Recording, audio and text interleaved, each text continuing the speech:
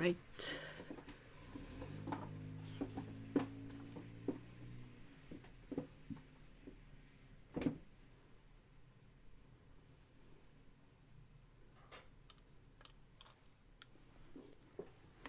Sorry about the delay.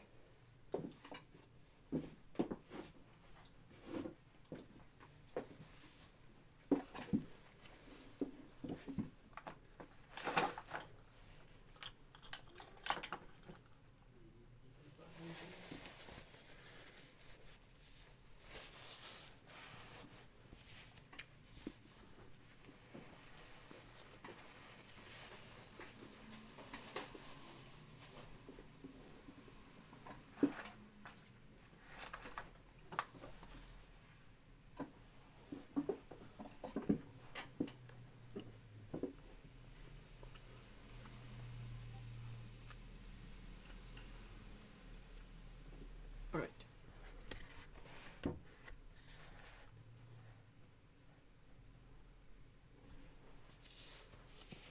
Hello, hello. I hope you guys can hear and see everything. I'm just gonna grab a few more brushes. Gonna keep working on this one.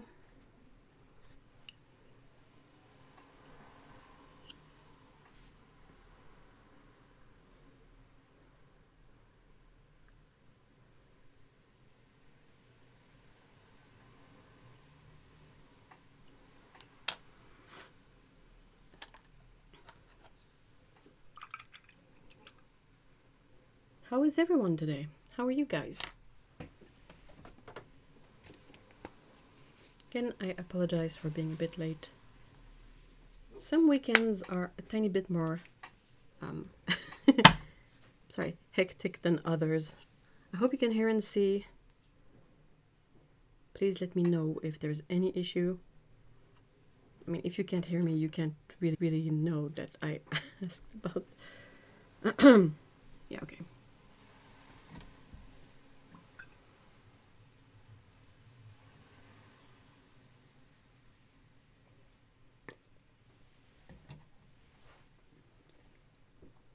This is a great illustration. Thank you so much. I'm doing fine and picture looks perfect. Aw, thank you so much. I am using a reference, so I know that ultimately some people mind, some people don't. I think most people don't really mind, but it kind of feels weird to be told that like a painting is working out well and to not disclose that that someone used references. It feels a bit like cheating. I know it's not. I know it's not.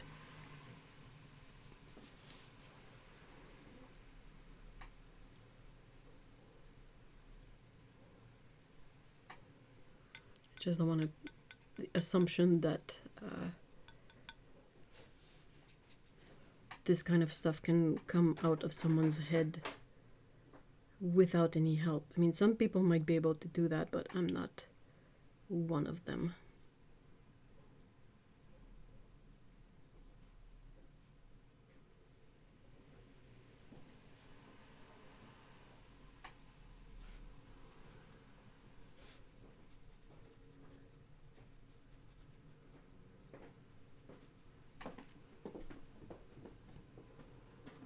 It's not well drawn from life. I know.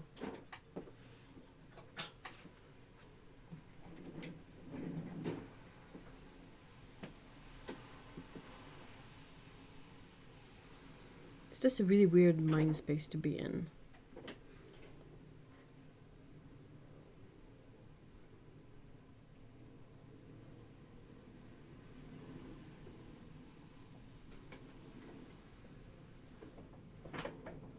Lana, hello. Oh, by the way, hi Amy, hi Busy Bee, hi guys. I know a watercolorist has left, but hi anyway. Fantasy illustrations are hard. Most, like the thing is most people who do who deal with more realistic renders they always use reference, or they work from reference a lot, and then when they have to, you know, paint a made-up creature, they can take from their experience with realism, you know. Even some fantasy illustrations of some, yeah, absolutely. But it's this, you know, it's this weird notion that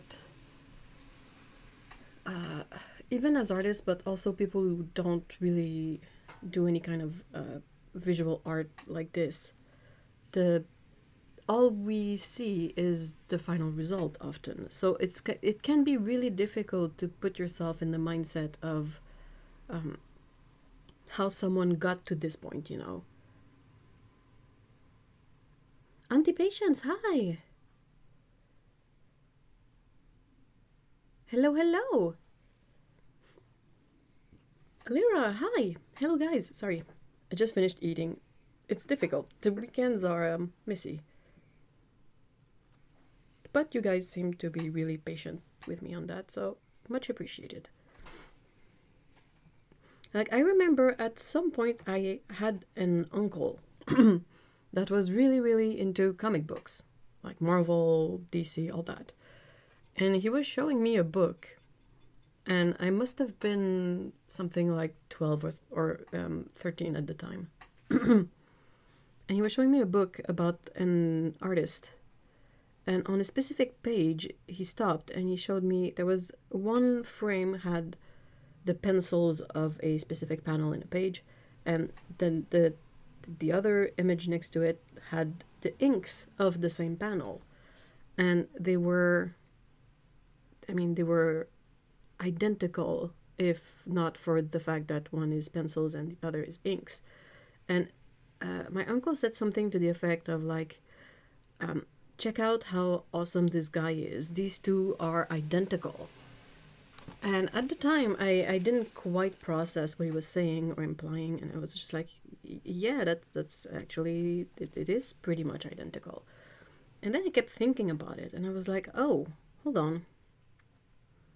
Did he think that the inks were not done over the pencils? Like, what's the perception here? Because if you think that the person did the pencils and then separately did the inks on, like, on another paper and they're identical, yeah, that's indeed super duper impressive, but also that's not how inking in comics works. So I never really got the opportunity to ask for precisions, but it still it stayed with me, and this sort of idea that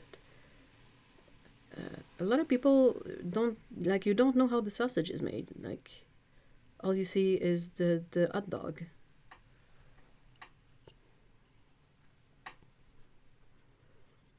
And I think that as artists, we also get this impression, so that when we use anything to help us, it can feel like we're cheating. But it's not. It's absolutely not. It's just, it's the way you can create. Like, some people might be able to draw from nothing, but most people need some sort of starting point or some sort of reference.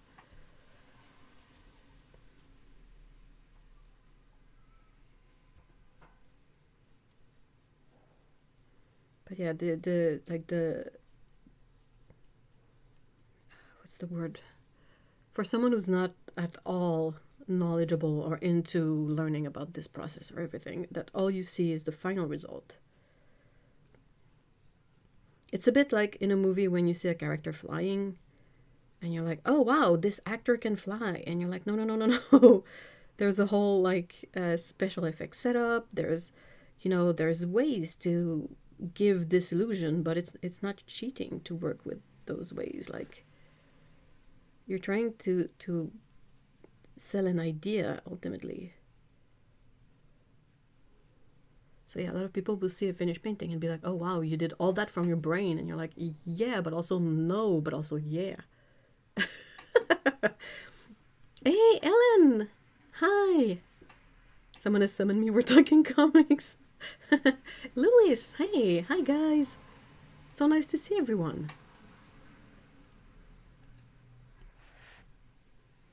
hope you guys are doing good. We're talking comics. Are you a big fan? Like, do you have a big collection? Or if you enjoy reading it, but you don't really collect comics, Ellen?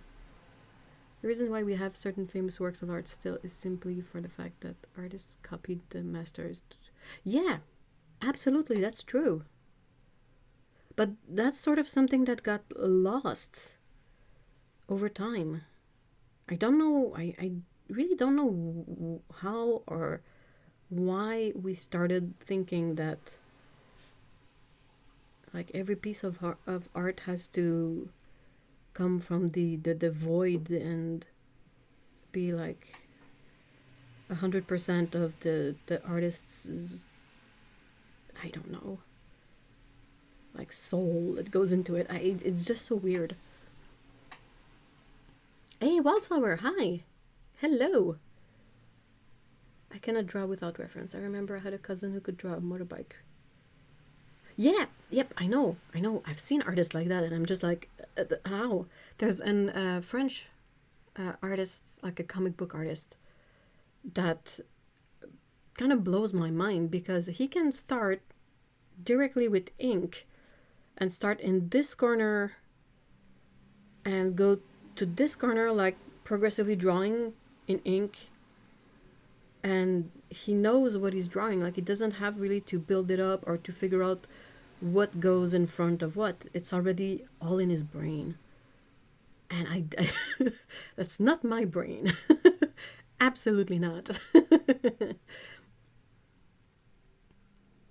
He even drew it straight to... Yeah, exactly. It's like, what?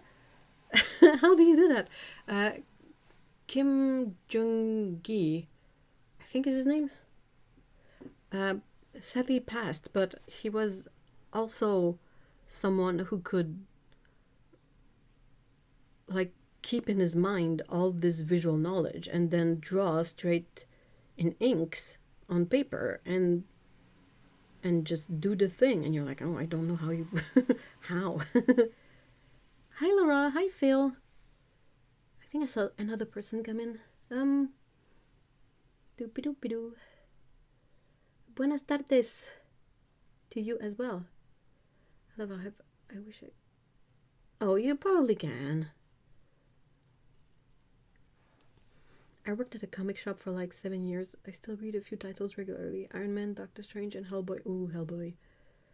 Thankfully, I didn't end up with a huge amount of long boxes. Like yeah, some people will collect everything. So nice to be here. I look forward to this stream. Oh, thank you so much. I'm so glad.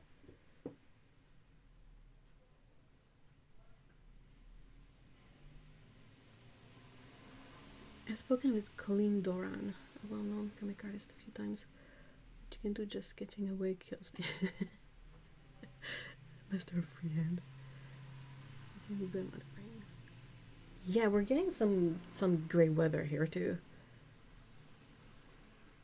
I guess that's the general mood for today.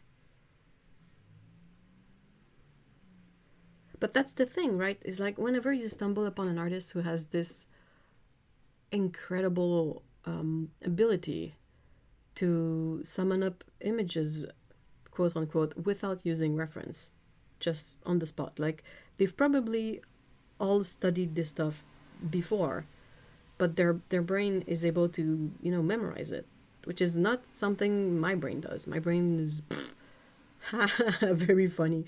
I can remember pigment names and random song titles and artists. That's what I can do with my brain, but everything else has to be sort of worked at really hard. But yeah, in a way, like if you just see this finished painting, you can't really figure out just from the finished image how I got there. And when you see someone being so good at freehand, like that person, like you say, Colleen Doran, and other artists like that, kind of gives you the impression that everyone can do that, but that's far from the truth. I woke up to a text message from my daughter giving me a list. Thanks. I'm pushing it to trace with the light box. Can draw and painting. No, that's fine. Especially, like you say, you did a map. Like, you kind of have to use a light box. If someone can draw the perfect outline of an area on a map from memory, dude, that's something else. That's a rare skill. I would lightbox it too. There's no way I would try to freehand the outline of a place on the map. No way. Hi Liz. Hello. Both kitties are snuggled up and ready. Oh, it's a time for hot beverages, even if it's not that cold. I had an art teacher who really pushed drawing from your head. Oh, that's... Well, I know of an art teacher that didn't get enough kicks in the butt. Start storming and raining. Oh no! Did they bring an umbrella? I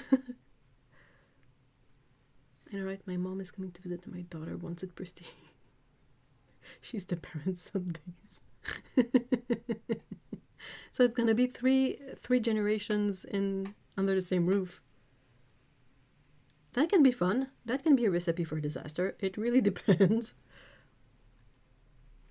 Had a fun trip to IKEA today. We only got what we wanted as well.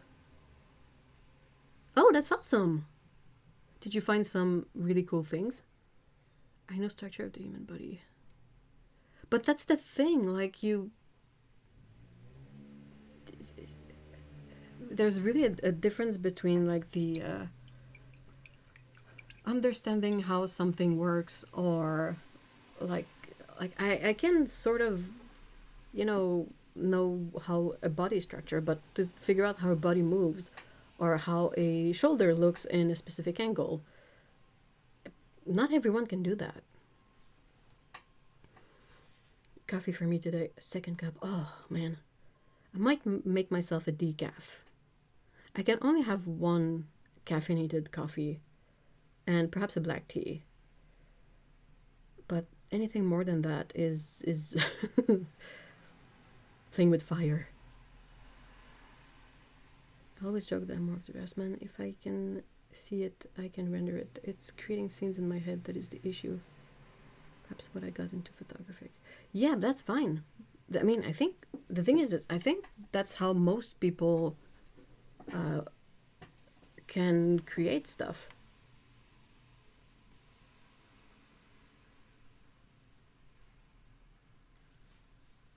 I think we are all fooled into thinking that every single artist can just, sit down and draw and paint and it's immediately amazing. But no. And you look into it, like some of the most famous illustrators, like Norman Rockwell, they would use photo reference of everything. Alphonse Mucha, references galore, let's go. Some people would use their photo reference and project them on the wall to trace some elements of it,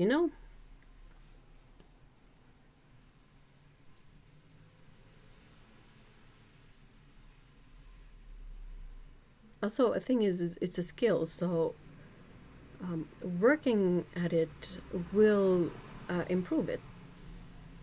My boyfriend got a plant. I got my birthday present from him, a 1 meter blahage, but I did see some nice things. Oh, that's a bummer. Well, that's a bummer and no. I mean, your wallet is probably happy, but it's always annoying to find something that you're like, oh, that would be cool, and then it's not a color that you enjoy. I can only have one coffee a day. Yeah. Same. It's not palpitations for me, it's just being unable to sleep. Not that I'm good at it, but yeah, it's just worse if I drink caffeine all day. Also, it kind of feels weird at some point. So today it's 90, feels like, oh, dude. Semi-cloudy, oh. So it's basically a sauna. Doesn't have that I can only use.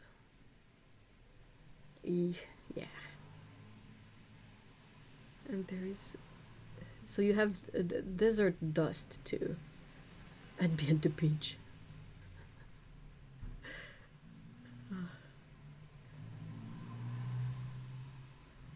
I love Mucha. Yeah, his work is really striking. But that's the thing, like the moment you start looking into books about him, you see that he would bring in models and he would use references, and all this stuff didn't like pop out of his head straight away. Originality is the art of Oh, that has to be a t-shirt somewhere, or a mug or something.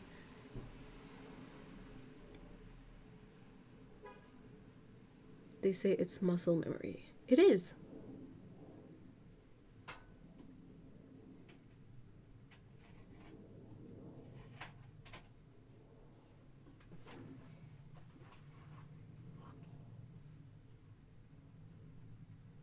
It's like if your brain cannot store away all the information and details, you have to do it often enough that you don't need to rely on your brain to do it, and you can sort of rely more on this knowledge of how to do it rather than what to do, if that makes sense.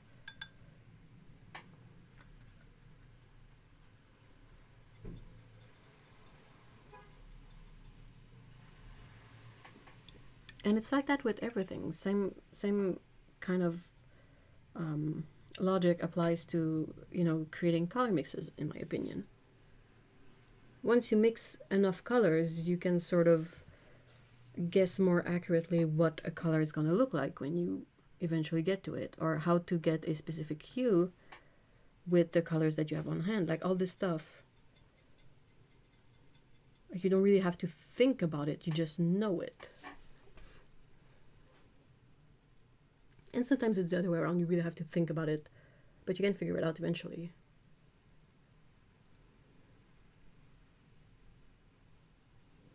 Speaking of weather, before I forget, tomorrow might be good for... Oh, wow. I mean, I'm too far south to be able to see them.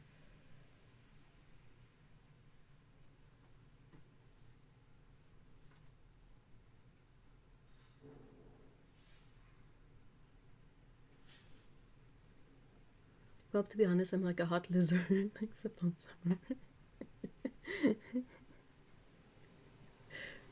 So you like the heat, just not the humidity, Lewis, or that's okay? I can't do any of it. Well, I mean, I can, it's just gonna be very miserable.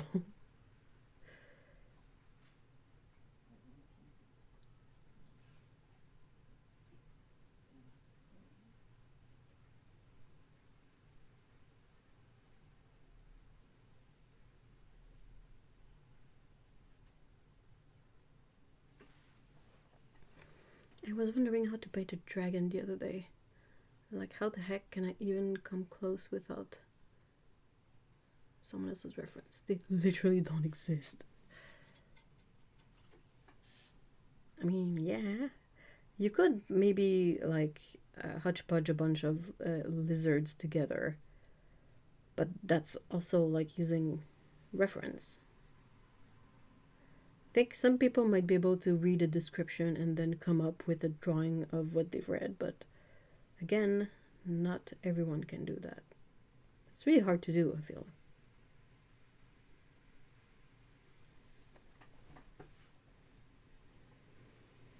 I keep on thinking of the medieval drawings of exotic animals. The tigers, the giraffes, they're all drawn by... Dude, they're so funny though. Especially when they give them like human faces. Oh my... I die every time laughing. I figure if Jackson Pollock can make Carrier out of painting the way he did, I'm doing just fine. Why, the thing is I wish I could make a Carrier, but yeah. Oh my gosh, it's box of paint. Howdy, hello. It's like multiplication tables. One day they are struggle, the next they are like muscle memory. They're not back yet. Did you text them, Lana? Hey, Sketches and Scrubs, hello. I'm used to heat, just not in the upper night. Ugh, ugh. It's way too hot. That's the temperature you kind of want for a pool, not for just existing outside.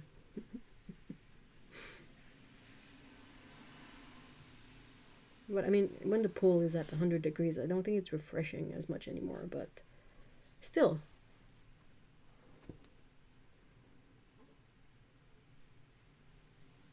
Did someone say this?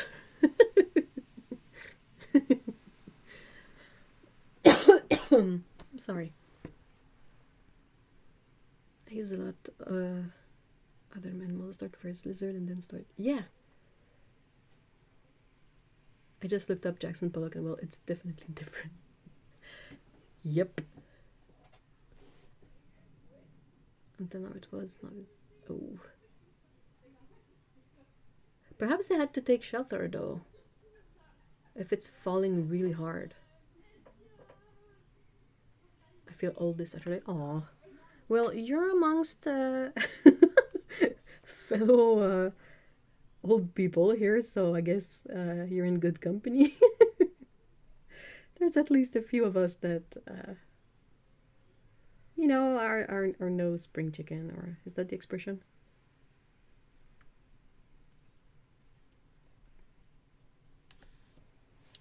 I might wobble the camera a bit. I just need to move this cable out of the way because I keep hitting it with my brush and it's really annoying. Okay.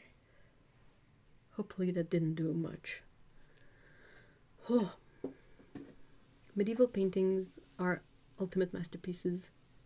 Knights fighting snails. They're such... To be a fly on the wall and watch a monk paint a lion just to try to figure out what's going on in their head. I mean, I have a trauma from Jackson Pollock. I had to watch a movie in school about his life.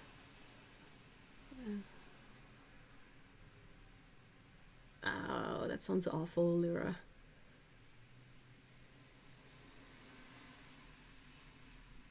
They're back! Yay! And I've heard of that artist until now. Yeah, it's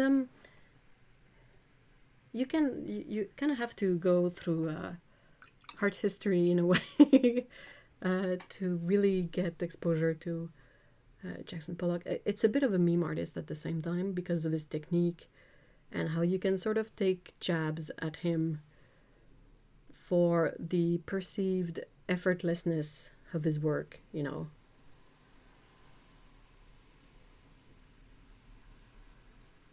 Hi, Cherie. Hello.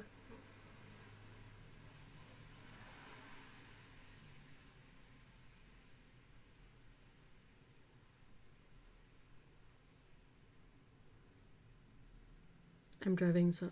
Dude, drive. Focus on driving. That's the most important thing. What's the word? Are they drenched, or did they find a way to avoid most of it?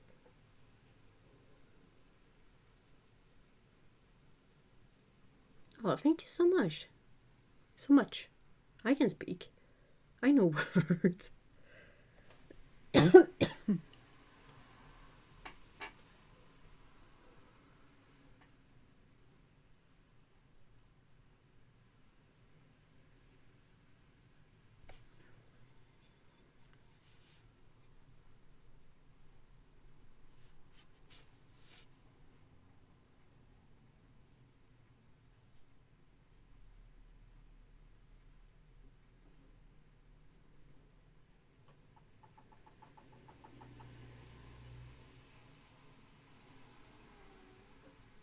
Belle. The cat has a lot of stuff to say, apparently.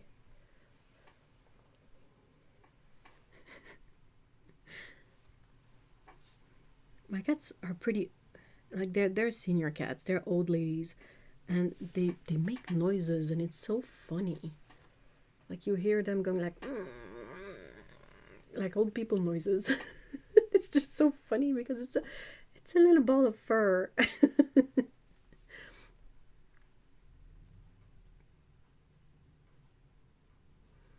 from what I read about medieval painters is that they draw from the descriptions of sailors and traders, and those people who could write and draw were usually monks. Yep.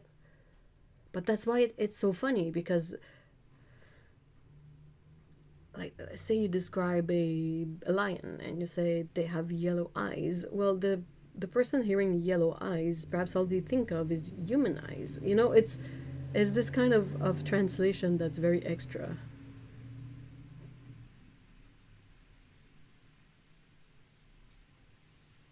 Tente's all huffing now, like, oof, that was, oh, poor baby. Thing is with Pollock was the originality. No one was doing that at the time, and it kind of broke the idea of what deserves to be in a gallery, which has led to good and bad things. Yeah, that's kind of the way a lot of the most famous names worked out. Like even Andy Warhol. Like no one had put a Campbell label soup on a canvas before.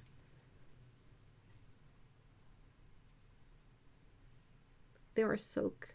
Are they soaked through? Yeah, are they? A bit, but it was not only rain, but also, oh, I had to bring the plants on the balcony. Yeep. So where is your adventure kitty going today? I don't know. I never know.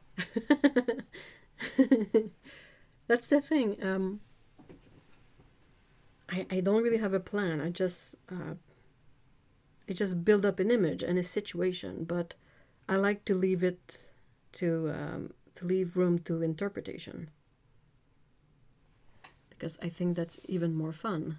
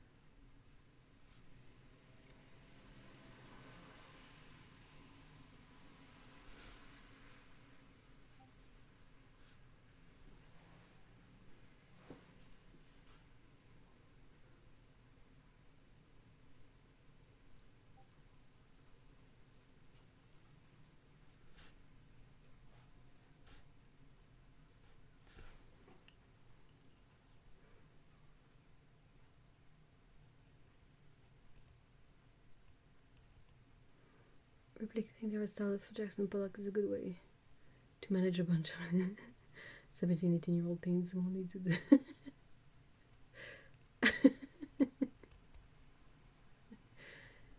It's fun. It's just fun to play with paint. You know? It's like a weird game. Yeah! The medieval paintings, you mean? Yeah, it's definitely like that. Dante's here now and he's listening to your stream. Hi, Dante! Hi, little guy!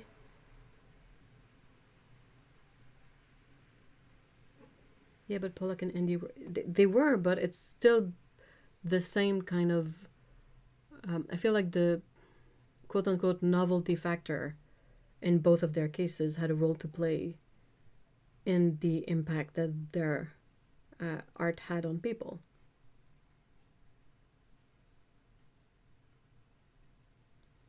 We were old enough to not mess the classroom up too much. The only issue I had was not getting flowy enough paint. Yeah, you kind of have to dilute it or something. Oh no, drying off, not frying off. Oh. I want to paint so badly at the moment, but completely stuck on what to even draw.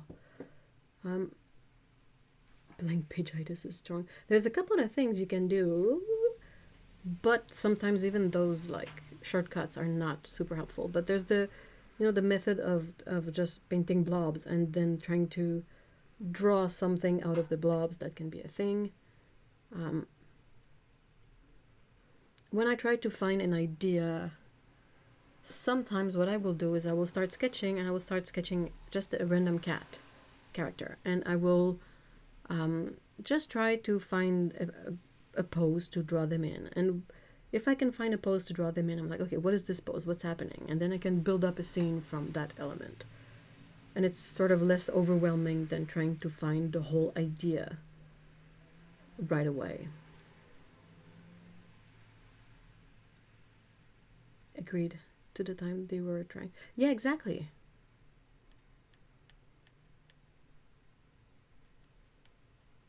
It's always that element. Like the first guy who painted a white square on a white canvas. It sounds silly, but his process was not silly. And as he was the first to do that and had a reasoning and a progression to this point of his sort of quest, it's really interesting. But then anyone else who tries to do that now, you can't really get the same effect from their work. Hey, the main outdoors, hello. Oh, thank you so much. Hi, Agent XP7. So I'm using Canadian paints today. I'm using tree art paints that you will probably learn more about tomorrow. They're under here. I don't want to tilt this too much because it's wet paint, wet paint. Not the shop wet paint, but wet paint.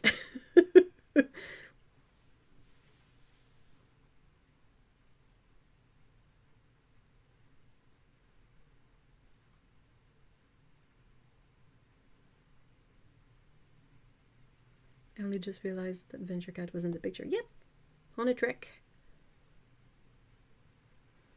For me, I just sit somewhere, relax, and just grab a small space controller. Yeah, someone commented when I was like in my art slump more. Someone left a comment, and I thought that was super clever. But they suggested like if going outside to do some sort of plein air painting or that kind of stuff is overwhelming, you can just sit down with your palette and just try to mix the colors you're seeing. Not necessarily have a drawing or have a scene or have anything, but just, oh, this pink flower, I'm going to try to mix the same pink. And I thought that was a lot of fun. I thought that was a great idea.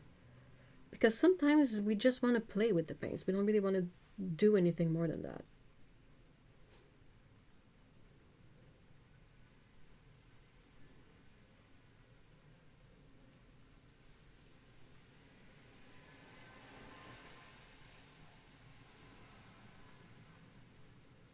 Now it's repetitive. Yeah, now it's just like you can't really view it with a completely new eye on something. It's like the first time people could see video, like moving images. I think the first movie was a train coming forward, I think. And people were afraid that the train was going to run into them, That kind of, perhaps that was the first 3D movie or something. But yeah, everything that's brand new, like you're not used to it. You haven't seen it before. The handmade paints you shared this week were lovely. I know, right? Ah, the ENL.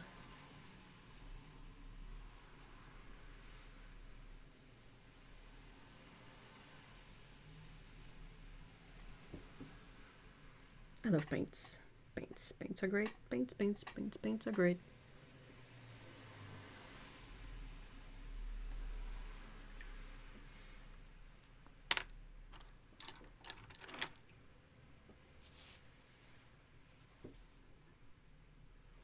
There's, liking paint, but also talking about paint is a lot of fun. I mean, if you're talking paints with someone who appreciates the topic, like talking paints with my dad is, let's just say that I have to put a lot of things in context.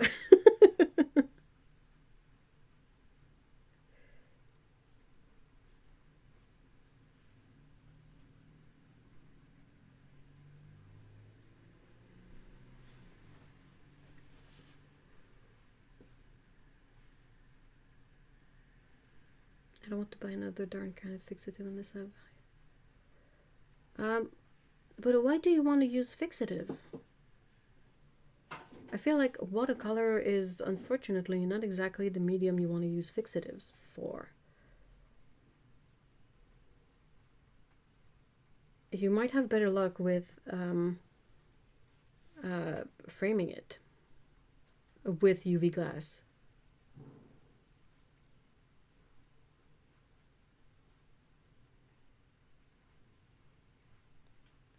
Talking about paints is fun. Talking about paint, I really miss art history classes. I'm realizing much later on that they were actually a lot of fun. Like, we couldn't quite appreciate them at the time because of the overwhelming number of classes that you kind of take all at once in college. But looking back on it, those were so much fun.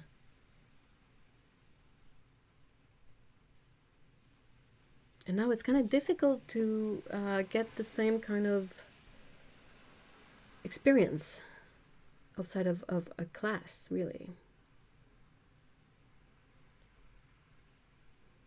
Have you seen the Etcher collab with Zach? I think I have. Hold on, what was it?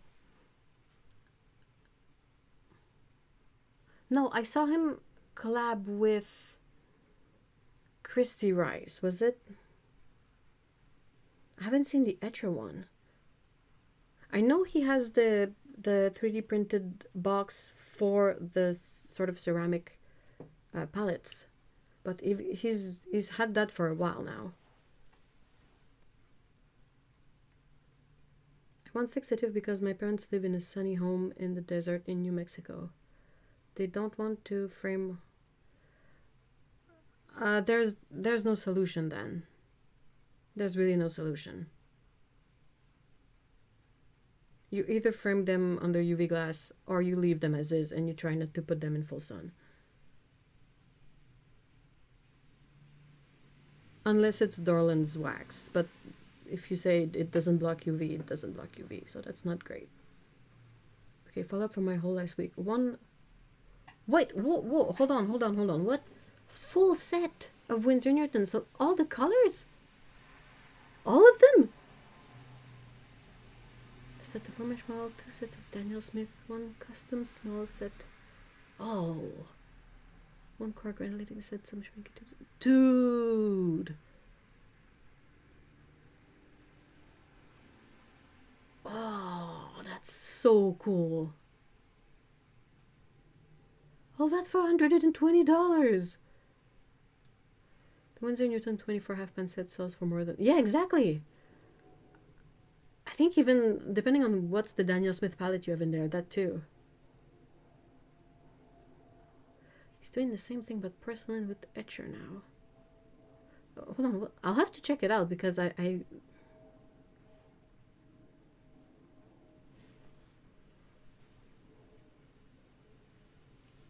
the stencil. So there's a hold on. There's an artist and a, would you say product designer? There's a really nice dude on Etsy that 3D prints swatch stencils, and they're really quite nice. They're kind of expensive, especially if you're not in the US. So that's my only caveat. That's the only thing that bums me out, is that it costs a lot to get here, plus customs on top. Ouch. But yeah, he does a lot of 3D printed palettes and stuff. And he has all sorts of designs and all sorts of like really fun things going on. And he made little stencils for palettes, for swatches. Like you can, that I use it a lot. I've also found a couple of other stencils that I think are quite useful. The latest one I found is a really cheap plastic one that's just a bunch of holes in different sizes. Hold on.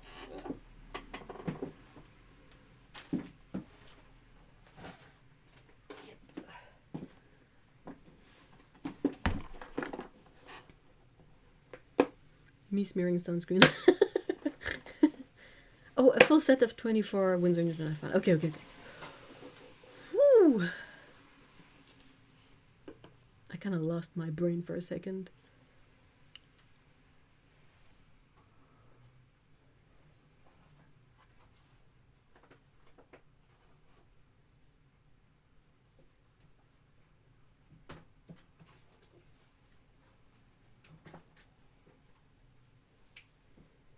So these are the kind of templates that, or stencils that Zach makes. These are the small ones. They come in a set of 4. I don't think he sells them without the storage box now. I wish he did, because the storage box for me is just adding bulk and I don't really need it. But I've used these a lot. I really like them. I've also sort of MacGyvered my own stencils using an X-Acto blade and a printer and cardstock. But these are the ones that I got recently, super cheap.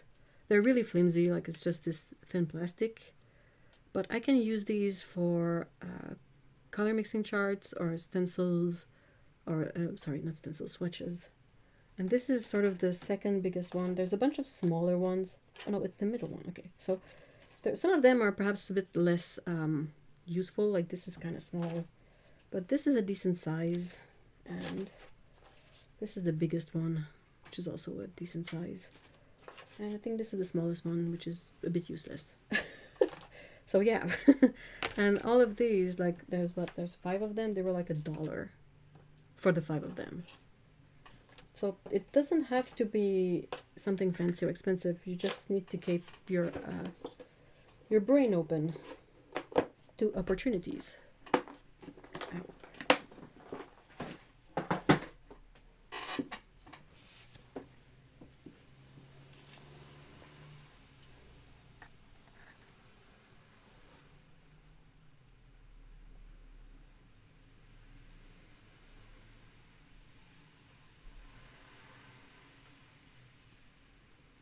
My mama had some of my doodles on their fridge for years in the Texas sun, and most of them did just fine. Just avoid the bad fugitives and it should be fine unless they hang them in direct sunlight. Outside, straight up outside, in the sun with no shade.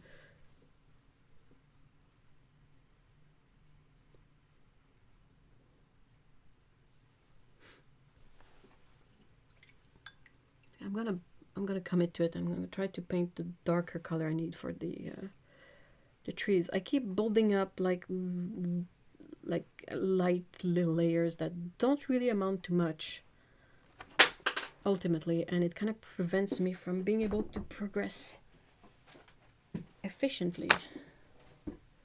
And I keep dropping stuff. I think the Mind of Watercolor here is a video. You can find there's the Mind of Watercolor, but I think the artist named Jock Cooper, J-A-W Cooper, C-O-O-P-E-R. I think they have a somewhat old tutorial about mounting paper on a board. You kind of have to do it before painting it, but yeah. That won't buckle. That's very tightly glued.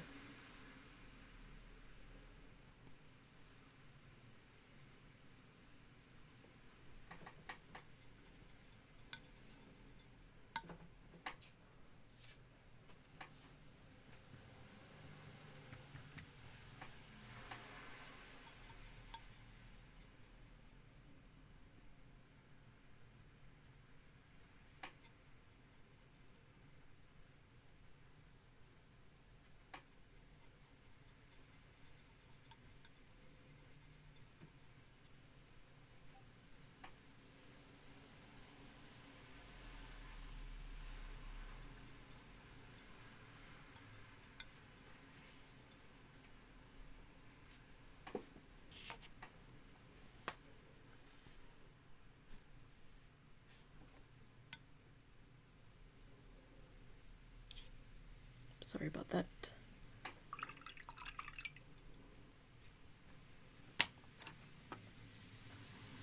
I'm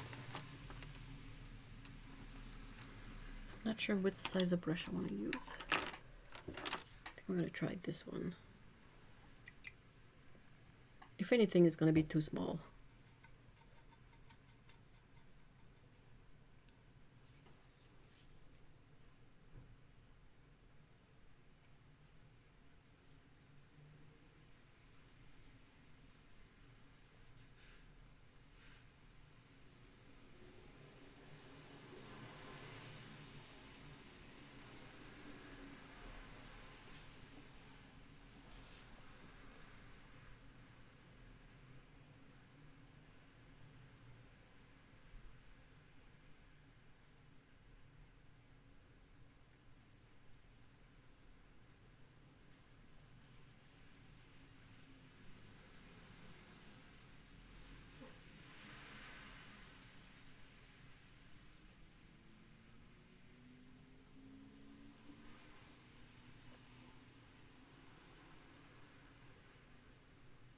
No, you don't. You can definitely do the painting first and then... Okay, cool.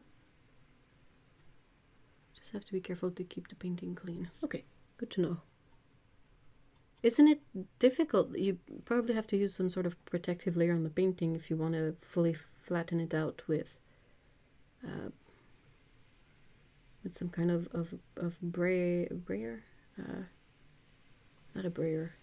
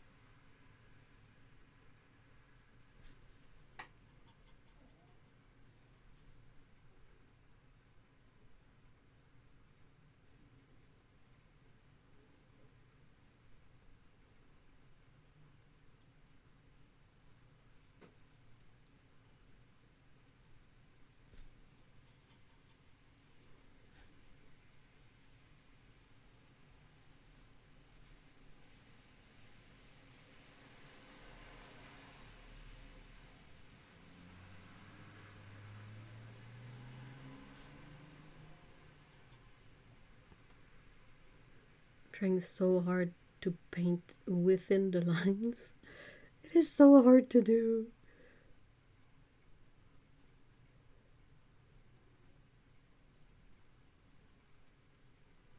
Some brushes, sometimes they really have a mind of their own. Happens with pens too, like you want to draw a perfect straight line and it goes bleh. You're like, okay, that's certainly a choice. How do I fix this now?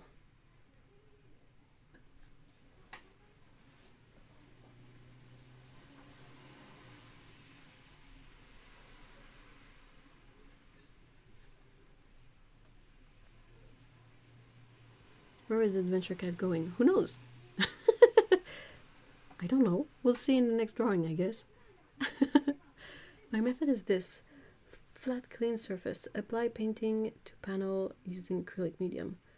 Turn a painting face down on clean surface and weigh the whole issue down with a bunch of heavy books that dry. But how do you clear out the bubbles and everything? Hubby talked me into buying a pen that I want and fell into a rabbit hole on cold pens because they have paintbrush. No. Oh no. Let dry overnight, then trim up paper overhang with a good utility knife. A really good utility knife with a fresh blade. I don't need new brushes, but somehow I did so many into my basket.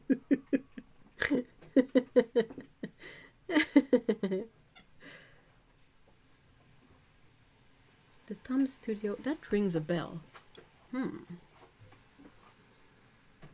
Still waiting for 3 of the Rosa Gary Grand. Ooh, which ones? Which ones? Can't wait. I'm expecting. Oh, Carbon Yellow. I could have just read further. Cobalt Brown and that gorgeous. Royal Blue is not granulating though. Royal Blue is a smooth color. Pro tip: if painting the sides of a panel with acrylic paint to cover up the wood, do that before you mount the painting. Don't ask me. Oh. I have the other colors and they really are beautiful. They're really nice paints, honestly. Fading of paints takes years. It highly depends on its environmental exposure. I tried testing how loud fast my Holbein paints are. Left them taped on the window throughout the whole summer. And how did they come out?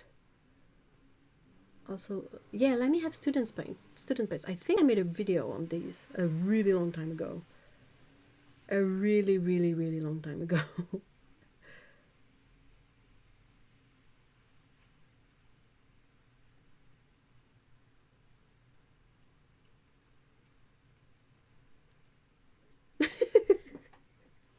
You're gonna summon cyan.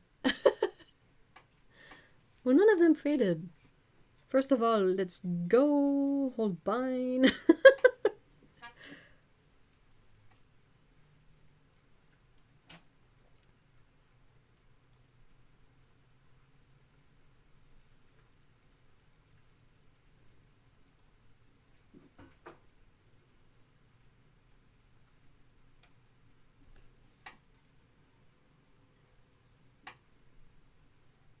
I use acrylic medium. Okay, sorry. Use enough acrylic medium, there won't be any bubbles. Curve your painting. Yeah, okay, so yeah, the middle first. I just use my hands to smooth it out, and the weight of the book does the rest. And the summer sun here in Australia. Yeah, I mean, yeah. I mean, if you had opera on there, perhaps that one would, fade a bit more. They have a couple of colors that are obviously not the most permanent ones, like the bright violet. There's a bright rose, opera rose. But everything else,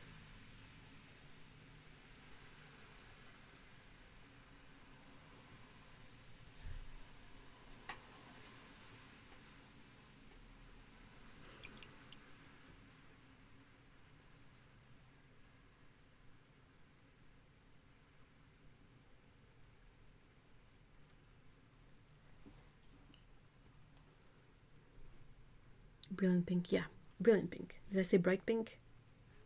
I meant brilliant pink. The one that's like neon. Also helps to start with a flat painting. Yeah, I mean, I couldn't imagine trying to flatten it at the same time. From experience, watercolor paper, you sort of can't really force it flat. You have to find a method for flattening it after. Like if it's you can't just like put glue and push it down the glue, it's gonna buckle anyway. Because I'm lazy AF and never stretch. I mean, stretching paper is overrated. I never do either. I use Otto's method for flattening paintings, and it works like perfectly fine. Has anyone ordered set 2 of Kuretake's newest? I haven't. I'm excited. You'll have to share swatches with us, Laura. Really. But a regular iron on the cotton setting with steam. Oh my gosh. I rarely stretch my paper, but my good stuff is super thick paper to start with, and most do well as is. Do you get the 300 pounds? Is that it? Yeah, 90 pounds, 130 pounds, or 300 pounds, or 640 GSM. That one is thick. You can also probably get illustration board. It's the same idea of having super thick paper, but I think the core of the paper in the case of illustration board is chipboard or like recycled paper. There's only the top that's a layer of cotton paper. It's a bit like if you had mounted hot press paper on cardstock or chipboard.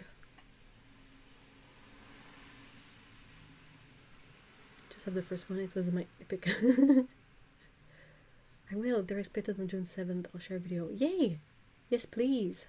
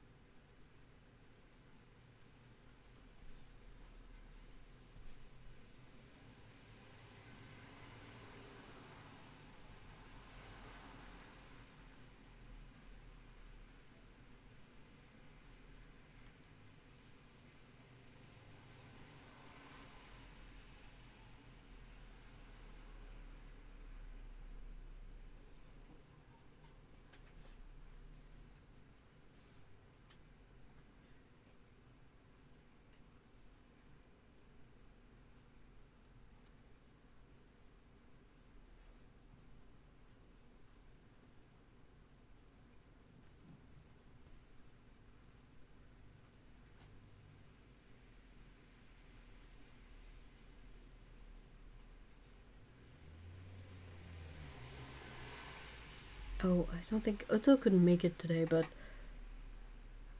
I had the dream about the having to pack again. I don't know if you guys have ever had that dream.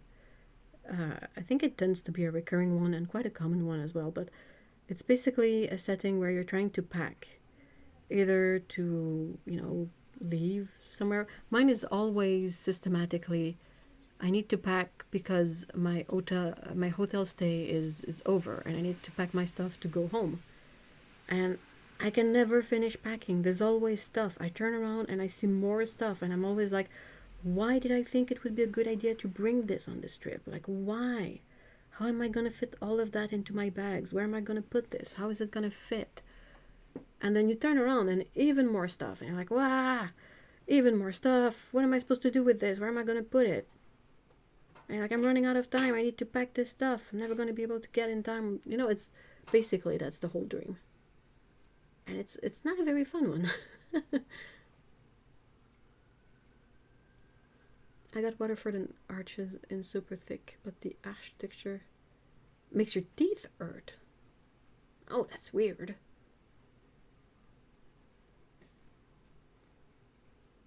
If I have a big commission, I tend to use ash 300 pounds. Then I know I won't need to worry about buckling. Oh my gosh, yes. I hate stretching watercolor paper, soaking it in the tub. It's cumbersome, really.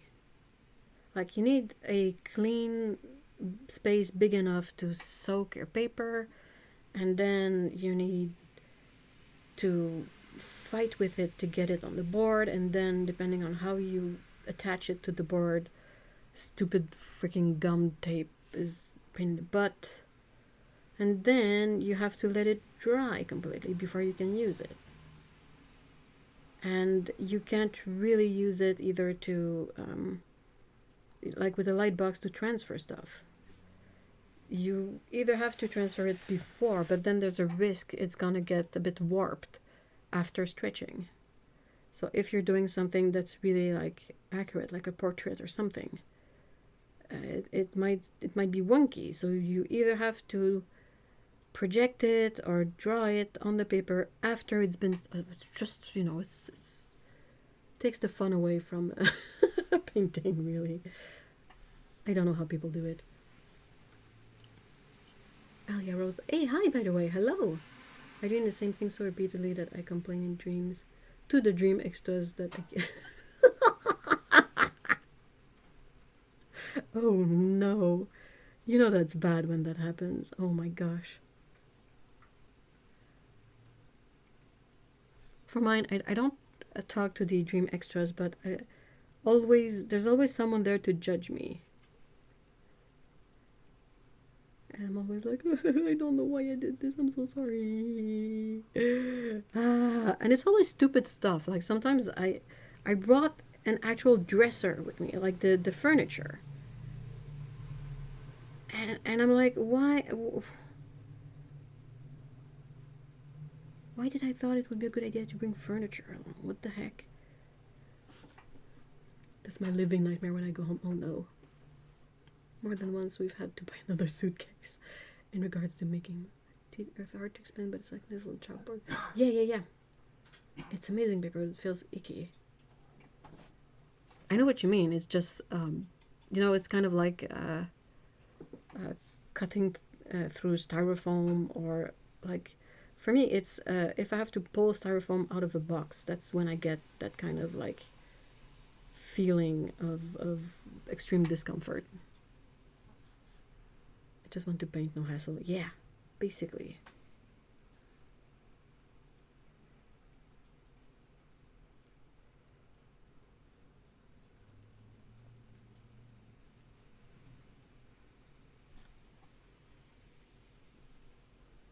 I tried stretching a small piece of Saunders Waterford yesterday, and today the gum tape on one edge of the paper is loose. It's still stuck to the board, but it came... Yeah, that's the thing that happens too.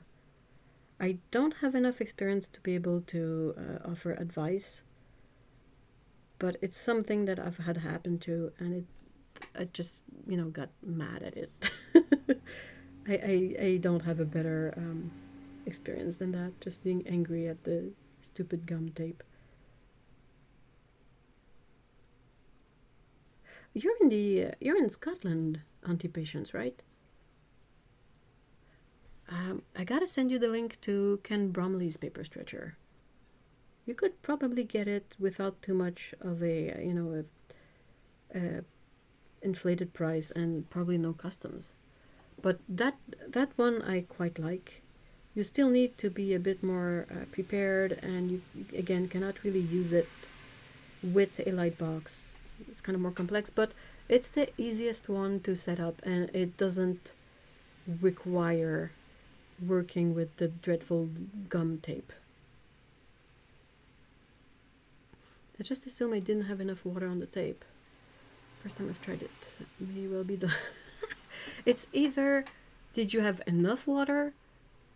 Did you have not enough water on the tape so it didn't glue properly? Or was there too much water on the tape and it took away the glue? It's like, who came up with this stupid supply?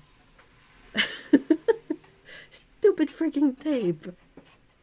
It's I'm so mad at it. I hate it so much.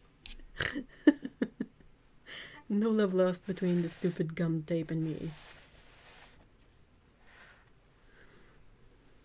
Felt like I wasted my ash. Oh, that hurts.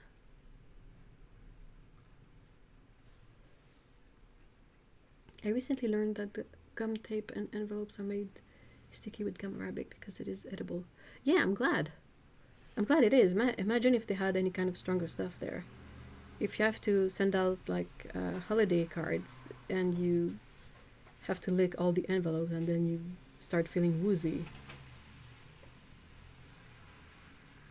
I like to use a, you know how inexpensive and easy it is to find a water brush nowadays? Well, I will often keep one with just, you know, plain water in it, and I will use it to wet envelopes. And if it gets too weird or gummed up, you just rinse it out. Like, it's water soluble gum, so anything to not have to lick the envelopes. I gum taped my floor by accident. Oh no. Oh, it's such a pain in the butt to take off that tape. Like, also, one problem with the gum tape is that it basically creates a not very pretty margin on your paper that you have to cut off. So you have to account for that when you set it up. You have to account for the fact that everything the gum tape touches is lost. Like, it's not going to be usable. You have to trim it off. You cannot remove it with water. It's forever stuck to that watercolor paper. And to the board you taped it on, and to whatever else. I have seen it on the website. I may look again. Yeah, I have the quarter imperial sheet one. And I got it a long time ago from Ken Bromley's, obviously. But I got 90-pound cotton paper, like ash, I think, and the paper stretcher. And if I have to stretch paper, that's my favorite way to do it. You still lose a bit of the paper around the edges, but at least you don't have to deal with the gum tape. And the way it's set up, it's relatively foolproof. Like, it won't unglue itself like the gum tape would. Like, if the paper is stuck to the stretcher with the rubber thingies, it's gonna stay there. It's not gonna move. It takes a bit of getting used to it too, but I feel like it's a nicer process than the gum tape, in my opinion anyway.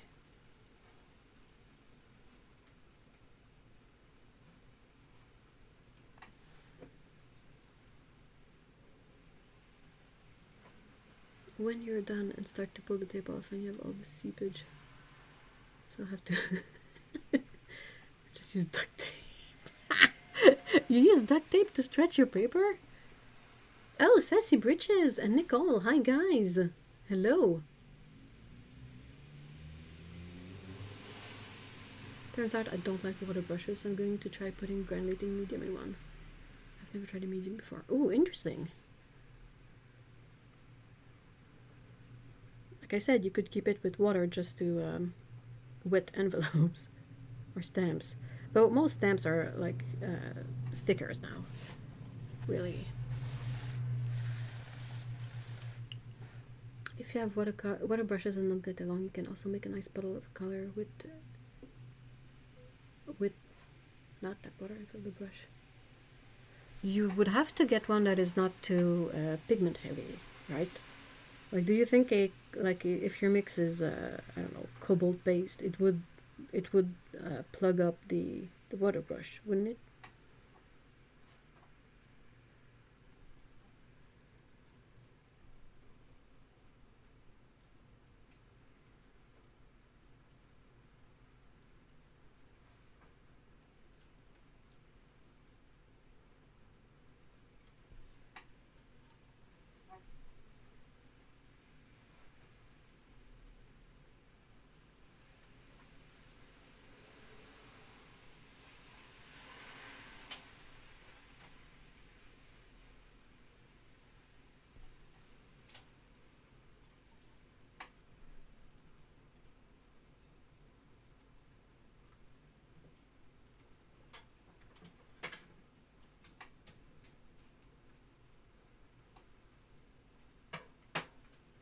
I remember seeing it was either in a book or on a video. It's an artist, a woman, showcasing her way of stretching large, like imperial sheet sized paper. And it cracked me up because I understand why, but it was so over the top. Like, she would wet the paper, then put it on the board, then use the gum tape, then use glue, then staple it down. And I was like, oh my gosh. Okay. I get it. It's a huge piece of paper and you really don't want it to buckle. Okay, good. But, I mean, that was still extreme. I was not expecting the staples on top of everything. And not your regular little stapler. Like, you know, those big box stapler thingies.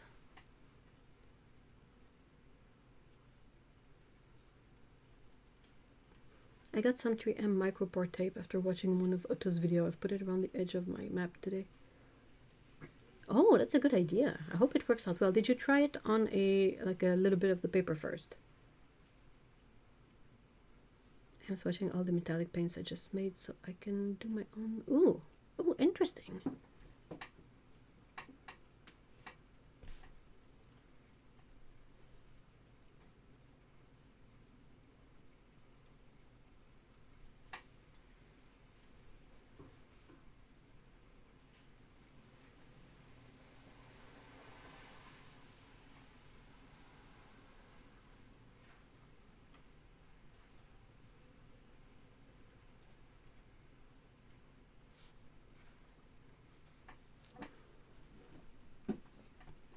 I just made over 60 colors.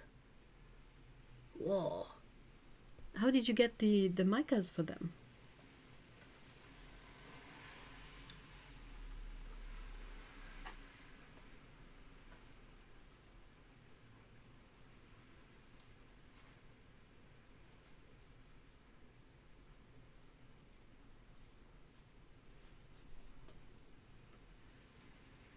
No, living dangerously. It's only a millimeter or so wide. Oh, okay, so it's a really small margin. Huh. I love making them, would sell them if I knew anyone who wanted some. I'm trying to think if I had any that faded and nothing is popping up in the mental post-its. Just bought a variety pack of mica. Okay, fair enough. I think one of my all-time favorite mica paints, or mica-based paints, is that magical blue that box of paint was awesome enough to share a bit of with me, because it's a beautiful, beautiful blue color with the finest of blue mica in there. I've seen blue paints with like gold mica, with silvery mica, but never quite this balance of color and the little shine that the blue brings in. It's perfect. It's like the grail of mica slash pigment color.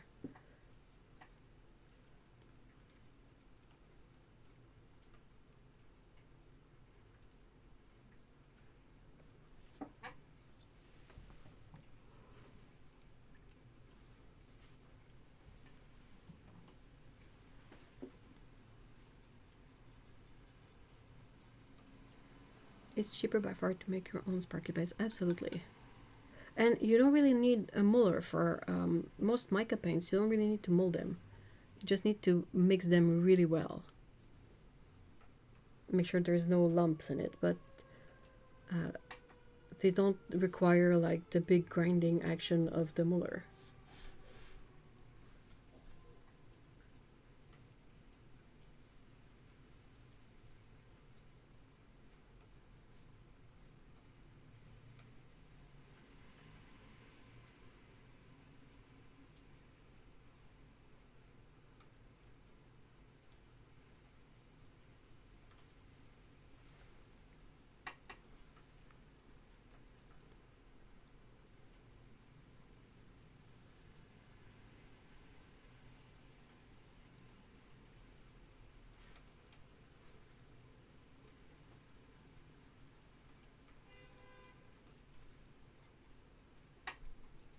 Making paint sounds fun and relaxing.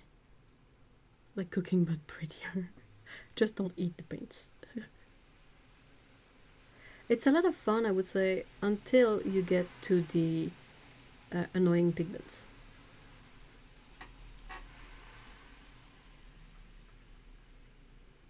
Some are more sparkly, some really metallic, some lean pearlescent.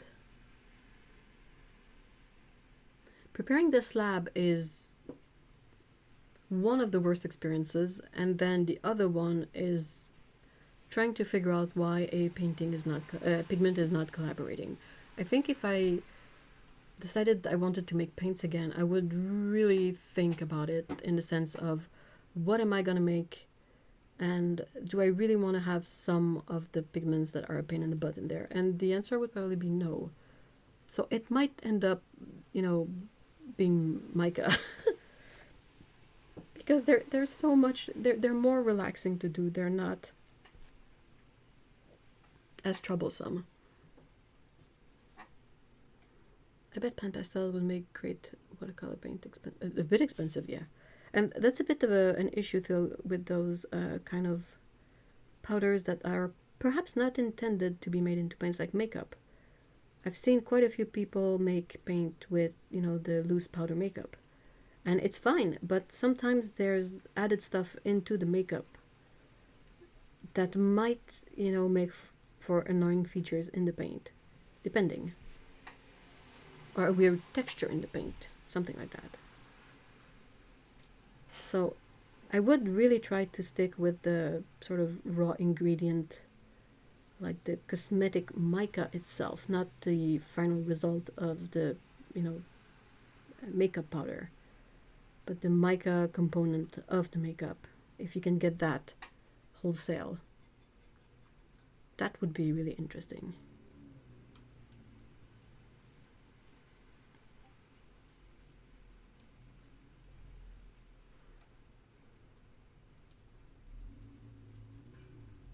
I'm seeing a lot of people, a lot of paint makers come out with shimmery paint, so I'm wondering if we're gonna get into a sort of a trend of it. Like I've seen a lot of gouache, so I'm wondering if we're gonna get gouache and shimmery paints take a bit more precedence.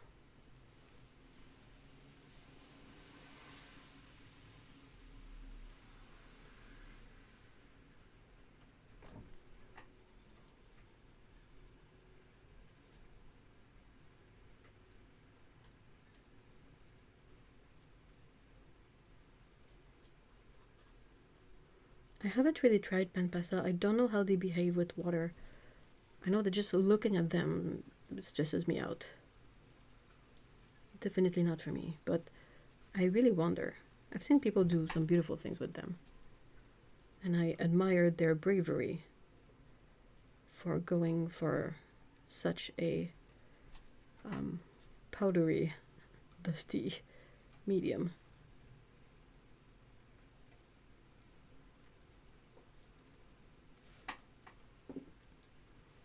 Yes, it's cosmetic grade mica. Yeah, that's good. My daughter already saw some and did. That's awesome.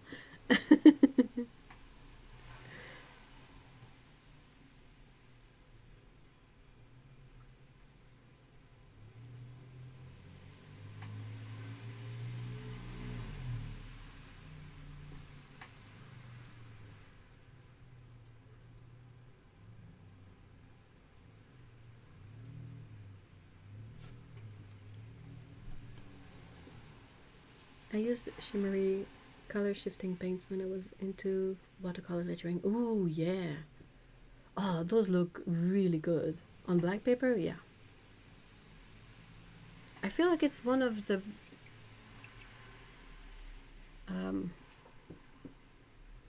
easiest way to make a good use of shimmery paints or special effect paints. With lettering, it really brings forth the fact that the paints are special and you don't really have to find a justification for it. Like if you use them in an illustration, it's kind of weird to have just a bunch of shimmery colors in there, or maybe not, but it could be. So sometimes I like to be like, oh, it's the magic, or oh, it's this effect, or it's whatnot. But if you do lettering, you don't have to justify anything. You can go like, oh, I like this color, and have it be the most outrageous color shifting sparkly mess ever, and that's just fine. I have no experience in making paints, so disregard my comment if you want, but doesn't the paint powder be dangerous to breathe and milling the glitter? Yeah, that's the thing, you have to be careful. Not all pigments, I mean, regardless of the situation, it's not recommended to inhale any kind of powder or pigment. Oh, I'm blurry. Why am I blurry? Stop being blurry. You shouldn't be blurry. Why is it blurry? Is it blurry for you guys? What's up with that? Hold on. So yeah, it's a powder. You shouldn't inhale it, regardless. But yeah, if it's going into like really professional grade pigments, and even the mica for cosmetics, if you work with them a lot, it's probably better to have some sort of mask that can filter them out. And yeah, if you mold mica, I think you're gonna lose the sparkle because you're gonna grind up the sparkly bits. And the more you grind sparkle fine, the less shiny it's gonna be, usually.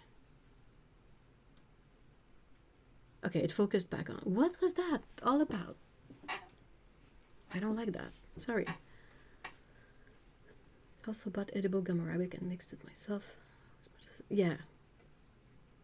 I didn't mill them, just mix them up wearing a mask. They're messy. And you can also mix smaller amounts, so it's easier to control the mess in those cases. I much prefer on-shimmering non-metallic colors. Yeah, so that's like real professional grade pigments. So you kind of have to be a bit more careful in how you handle them.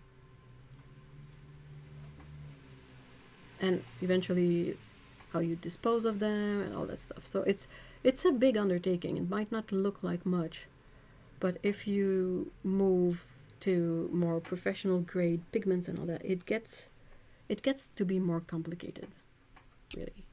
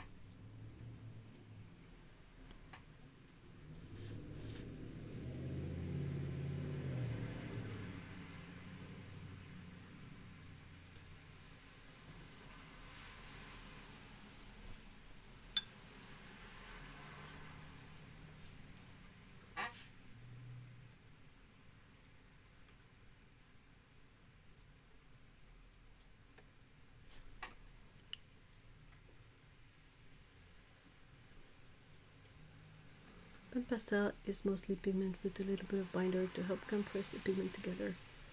It's so finely ground, I wonder if it would make it dense. There's a chance it would, especially the more, you know, the colors that are closer to being tints. Because I think when you have that kind of pastel medium, a lot of the colors are pre-made. Like you don't mix as much. So if you want a very light tint, the pastel itself is going to be mostly white. So if you transfer that into watercolor, it's going to make for a mostly opaque watercolor. When I dabbled in paper crafting, we used the dollar store eyeshadow powder mixed with alcohol. I didn't use a binder as I didn't know what I was doing. But it did work for a spritz of shimmer. So hold on, paper crafting. So what, you would spray it, or you would, how would you use it? Eyeshadow has arrowroot, cornstarch, talc. Sometimes it has chalk, talk. Sorry. Okay, the mica. Well, if you want to make shimmery paints, you're better off not molding them anyway.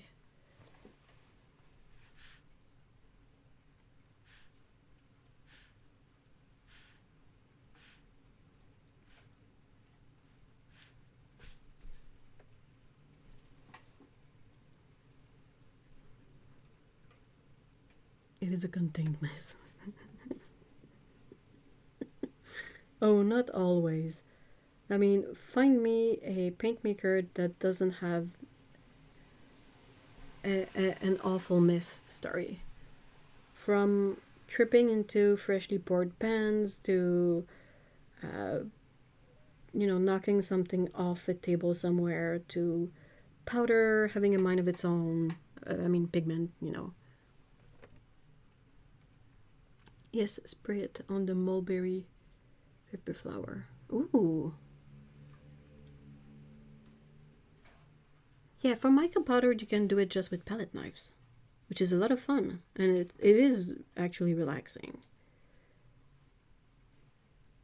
That's how I started too. That's the first thing I did, was use a bunch of mica paints that I had around from bought from a soap shop. My initial idea was to use them with a transparent, acrylic medium to make custom shimmery metallic paints in tiny amounts, so I wouldn't have to buy a bunch of shimmery acrylic paints that I would only use like half of a droplet of it, you know. Lots of how to make your own shimmer spray, and you see a lot of it. Oh, okay, cool. Throwing PG7 across the entire living room with palette knife slingshot. Of course, you know, that never happens when you're doing like titanium white or something.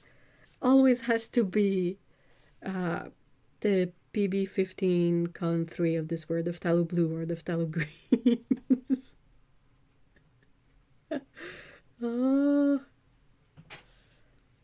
I haven't had too many of those experiences, but I did slice my thumb open.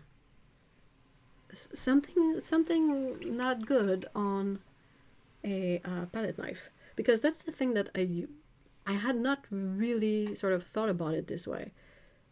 Like my brain had not updated its information on the palette knife, that when I got it, it was fine. It's like a palette knife. It's, you know, it's not particularly sharp. And then I didn't really realize that as you mold more and more paints on your slab that is that's frosted, like basically the slab you use to mold the paints, the molar and the slab, they're not rough on a perceptible level, but they're frosty. They're not perfectly smooth. So I was like, okay, that's cool. That's so that it grinds the pigment really well. But then it didn't dawn on me that the metal palette knife that I was using on this surface would get sharper and sharper and sharper the more I used it. And I was really tired at one time, and I went to clean up all of my gear. And instead of do I have a, wait a minute. This is a plastic one. Okay, it's the opposite of sharp. But instead of like cleaning it this way to remove the paint, I went and I put my fingers on the side and I went whoop. No, that's when I realized, like, whoop, my brain stopped and I was like, ah, crud. I was trying to finish cleaning up, but I was super tired at one time and really struggling, and I had to I had to text Mr. E, and I was like, can you stop at the drugstore on your way home and get some sort of gauze or something, because the band-aids we have on hand, they're not doing the trick. And he was like, what? What happened? I was like, I'll tell you when you get here, but yeah, can you please get some sort of like the non-woven sterile pads. And he got that, and I was like, okay, good. I did, like, that's kind of how I learn. No, I didn't have to get stitches, fortunately, but I have a similar experience with every kind of thing ever. Like, it's like, it feels like it's a ritual of like a baptism of using the thing. First disposable razor I used, I went to clean it and I didn't think about it, and just anyway. The oven that I had for the longest time, like my parents got it before I was born, and then we had to replace it like last year. So it was a pretty old oven, but I remember as a kid, my parents were carrying me in their arms and we were next to the oven, and I went and I put my finger in between the spiral element. It was not red, but it was still hot, and I still burned my finger a bit. But I never burnt myself again on that oven. And now we got the new oven last year, and I had to kind of burn myself on it once. First time I started using a knife when I was younger, I had to cut myself the first time I did it, but then I haven't really cut myself that much, considering. Like, yeah, of course, over 30 years, you're gonna perhaps cut yourself a couple of times, but it's like this, the first like moment that you use a thing, you kind of have to pay the blood price for it or something. I have learned the hard way to have a very full first aid kit at home. I'm a klutz. I need to have plasters, like the band-aids. My most the thing I'm the most grateful for is this thing here. It is a box of, first of all, hypoallergenic, so thank you, because glue and latex, I have a reaction to them, and they're not sterile. There's 500 of them, and they're just on this roll like this, because I always end up like with little, like my fingers, my skin crack, and it bleeds, or the cats scratch me, and I always need these little things. So this this is a most valued player in this studio. I ended up with stitches over trying to clear out a half pan. I was trying to repurpose this and just, oh my gosh, how did you? I'm guessing you didn't hurt yourself with the half pan itself. I figured that whatever tool you were using was the issue, because I really don't know how you could hurt yourself on a plastic half pan. I'm not saying it's not doable, I just feel like you'd have to try really hard. Also suffer from graceful falls, even putting together the cat wheel. I managed to get pinch. Oh, dude, ow, ow, ow. Oh, that sounds painful. Hey, welcome back, Louis. Oops, sorry. Ugh. Oh, I need to stretch. I really need to stretch.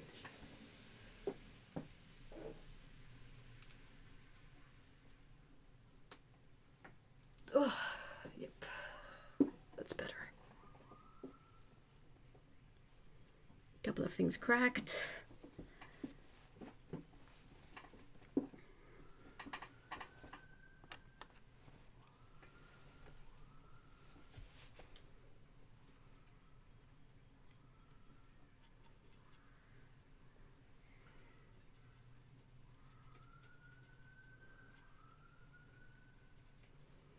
So which one of you is are the sirens for?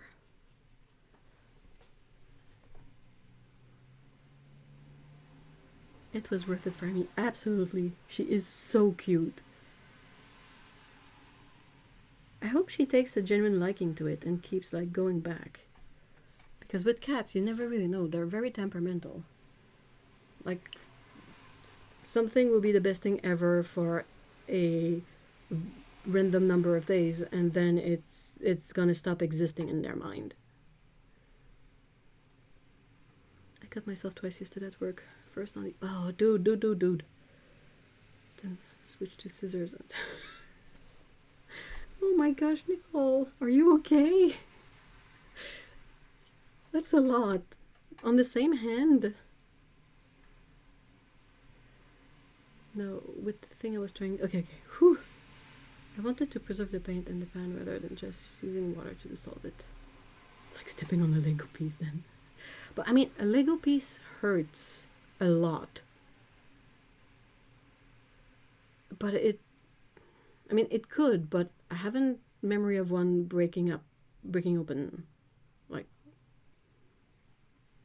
Like it hurts a lot. But you don't really need a first aid kit for it usually. Stepping on a half pan would be like stepping on a Lego in the dark. Yeah, but it's like the big square Lego, like the 2x2.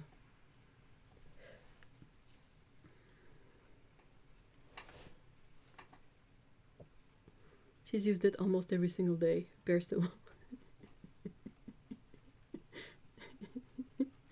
Okay, freaky. I have Siren Zero going on. Oh no.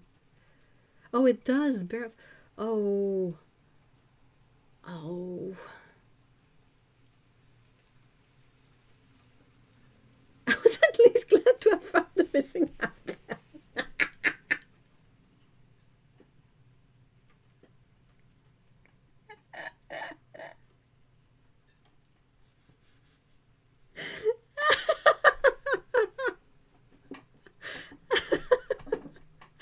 Yeah, fair enough.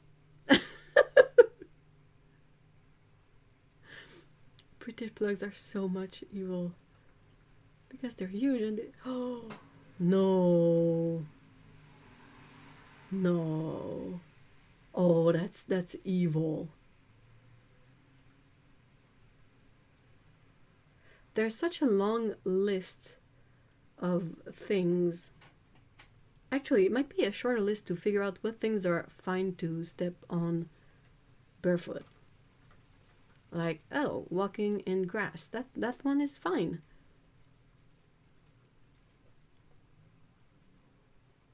One thing you don't want to find out... I mean, yeah, again.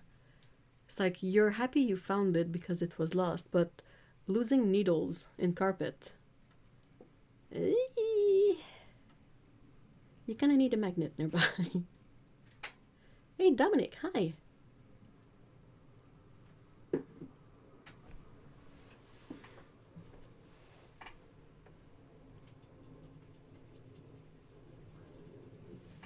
Am I ever gonna finish this painting? I mean, I have to.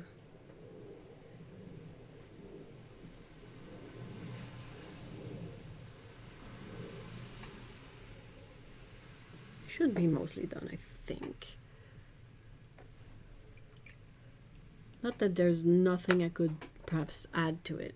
There's always something to add to something, but in terms of my attention span of working on this one, I think I've got to be close to. I hope I'm close to finish because otherwise it's just going to be what it is, and that's it. That's all, folks. That's the end of it. I'm calling it done.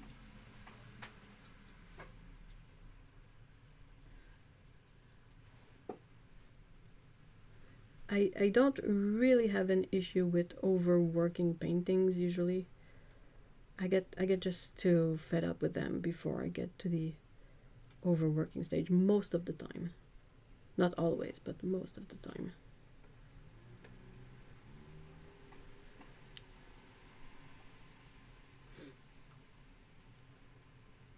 I definitely found that when I was over there. The size of the plugs felt excessive. My fire alarm kept going off. We thought it was going off because of the dust, but it might have been because the AC kept breaking. Yeah. Is it also a carbon detector or just a fire? Is that the thing?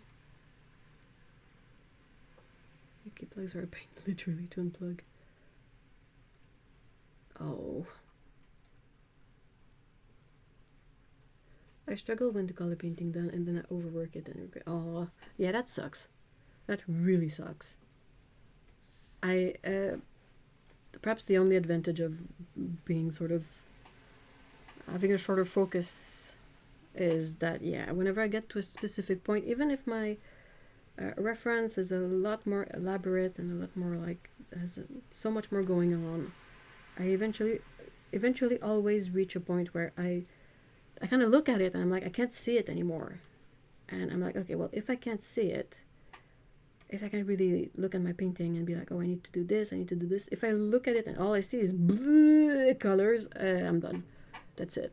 I need to put it aside and start on a new one or something. The key with that is to just walk away. Walk away for about 3 days and then come back and determine if it's... I don't think I've ever done that. Not on purpose anyway. I've set aside paintings and then forgotten about them. That happened. But to be this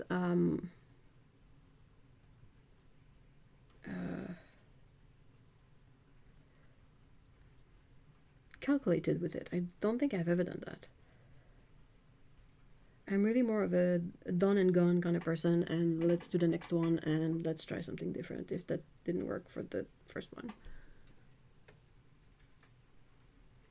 Fire alarms can detect a lot of poisonous fumes. I remember my first DC unit was apparently leaking carbon monoxide. I replaced it, but it's... yeah, seriously.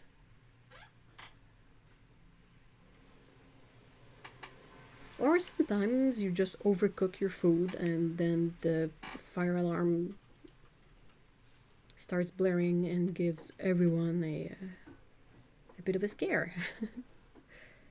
That happens a lot.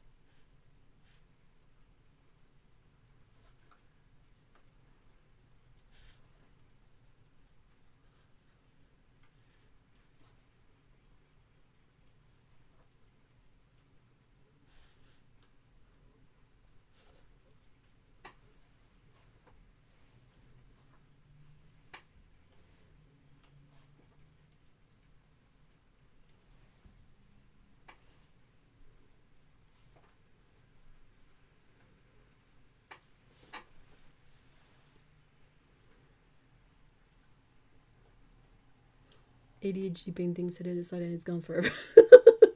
Pretty much until you look for something else and like, oh, oops. Oh, have a good night, Auntie Patience. Thank you so much for being here.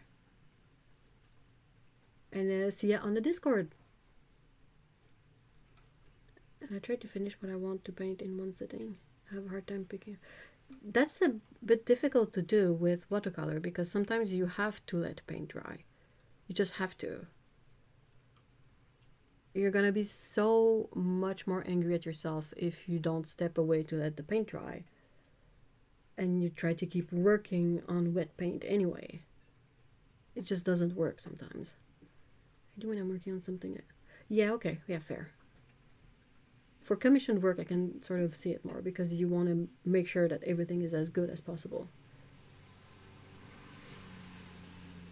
I'd imagine if you paint on commission, you find it easier to find a stopping point.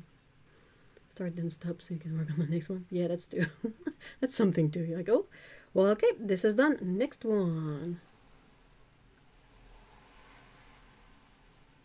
I have ADHD, but I've managed to make it work by keeping the painting out in my line of sight, but not. I don't think I have the space for that. I often have to use my workspace for other stuff, so I put away paintings and then I don't see them anymore, and they're gone. Bye bye. No more painting. I just had the 10-round battle about why I can't put certain things away. Abby just does not get that if I can't see it, I will no longer know it exists. And putting all the things in one place doesn't help. Just mean there's an overload.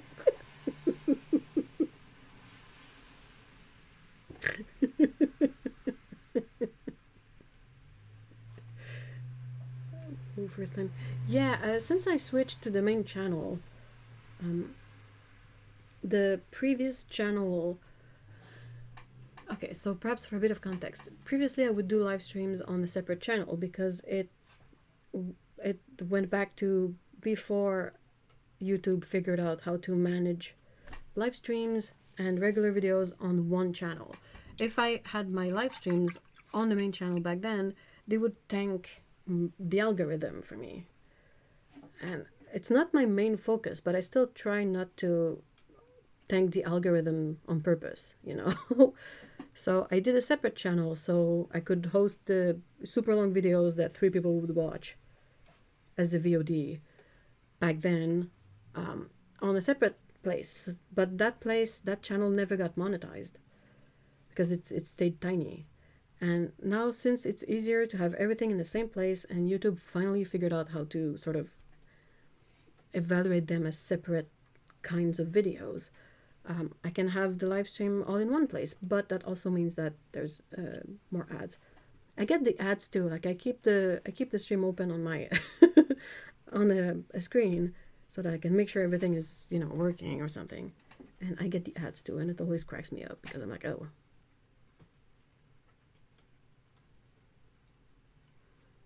I've had about that many as well. It was excessive last week. I wonder why. Oh yeah, political. Also, if you guys don't really can do the ads, you know, there are ways to manage them, and it's fine. You do what you can, and whatever you can do, I appreciate it. So sorry it was delayed. Yeah, the needles and rugs. They're so stressful for so many aspects of that. Like if you have pets, if you have kids, if you walk around barefoot. I get so stressed out when I take out this sewing stuff. And I have to use I have to pin stuff together, whatever. I get so really nervous about making sure that all needles are accounted for. I will use clips if I can, and only keep the needles for end sewing or the machine. Melissa, hello. I hear Twitch ad revenue is dropping. A lot of people moving to other streaming services.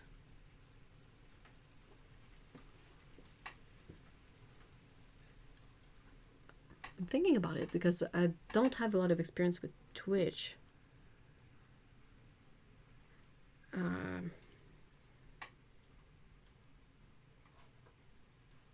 I really don't know where they stand in terms of all this stuff, but I feel like it's more difficult to get people to, you know, come watch a live stream on Twitch.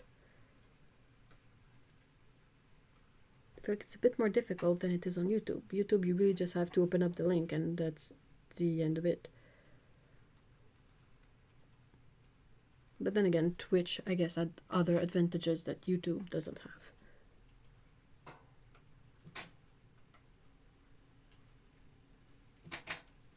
I was supposed to go for... Ooh. My mom gets the EBGBs. Yeah, yep.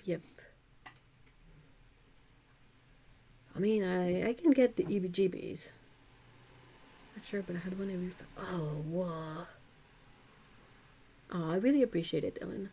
But then again, like, yeah, if it's some unbearable, do what you have to do. You know. Oh, please like the video. Yeah. We have to get her to your community on Twitch, but the community is pretty nice. Yeah, I feel like that's the thing. Like, if you build up a community on Twitch, it seems to be really nice, but I think it's more difficult to have people organically stumble upon your stuff on Twitch. Kind of. But then again, I have a very limited experience with Twitch. I would trust what you say. You know it a whole lot more than I do. It's nice to have the screen with the stream because I can look at the painting from a different angle and at a different scale, and I can look at it and be like, oh, is there anything else I really want to work on at the moment?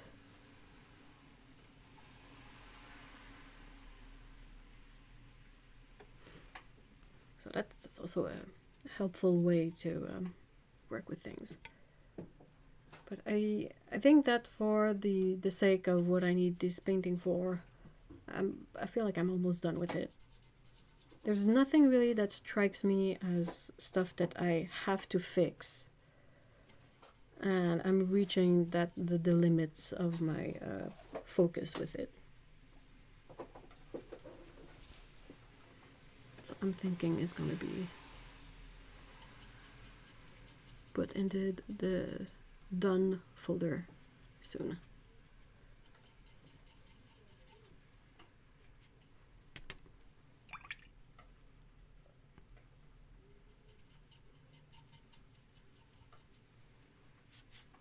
That's part of what I'm looking for.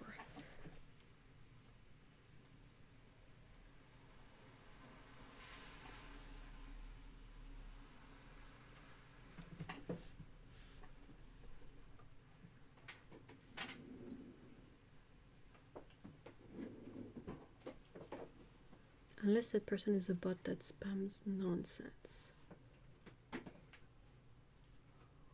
So it's a bit more effort on Twitch to connect.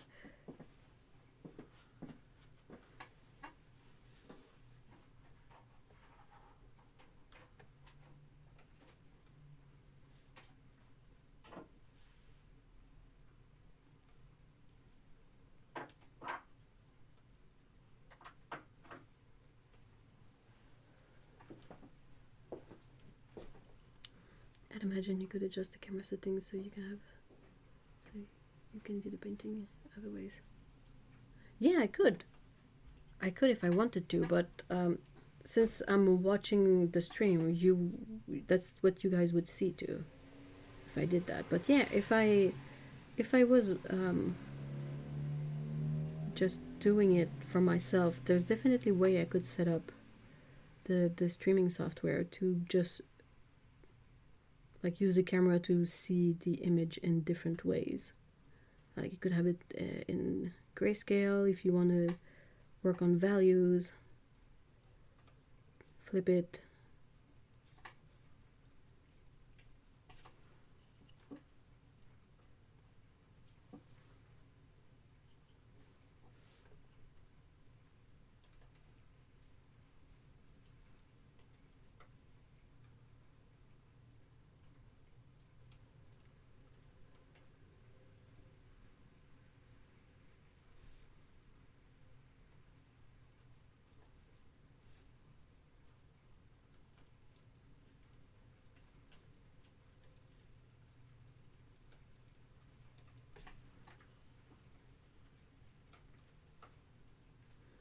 Oh, I thought you could change this display on your viewing.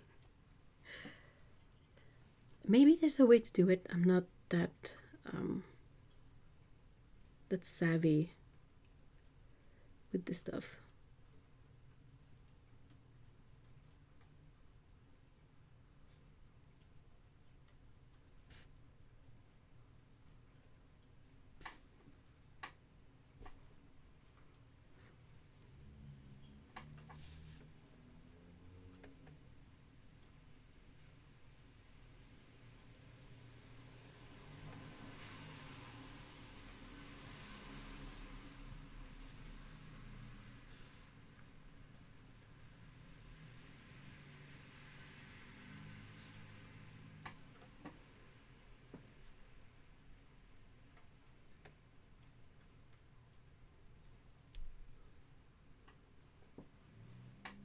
So do you guys, as a sort of a closing note, do you guys have any plans for the rest of your weekend?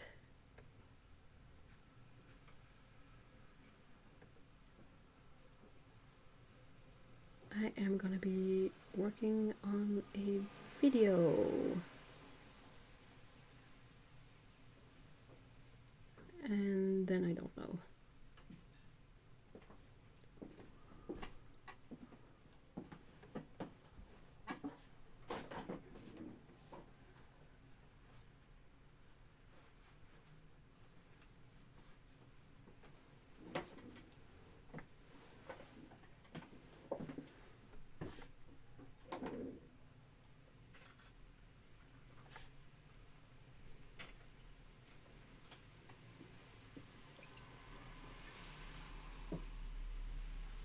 None for me as far as I know. Not even some painting? Or some drawing, or...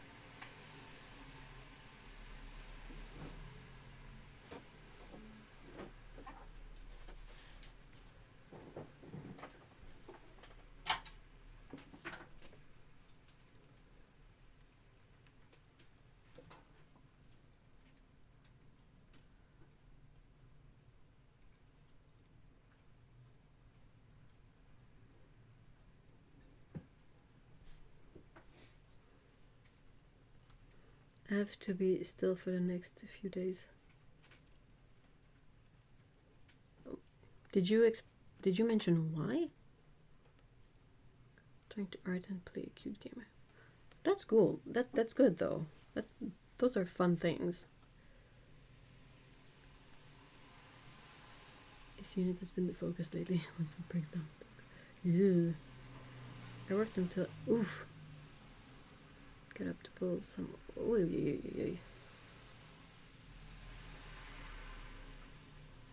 that sounds tiring. Yeah. For me, probably gonna put my Holbein gouache on eBay.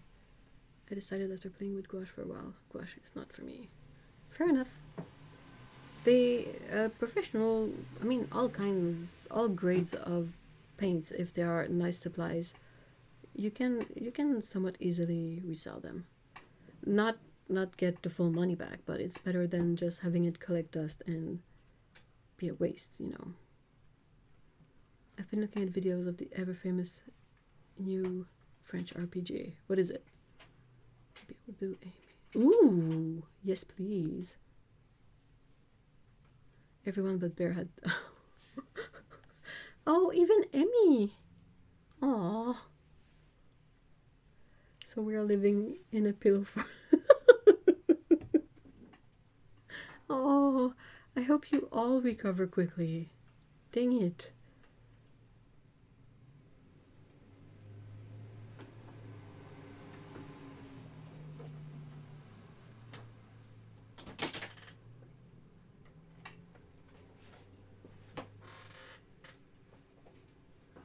Art Social Sunday. Ooh.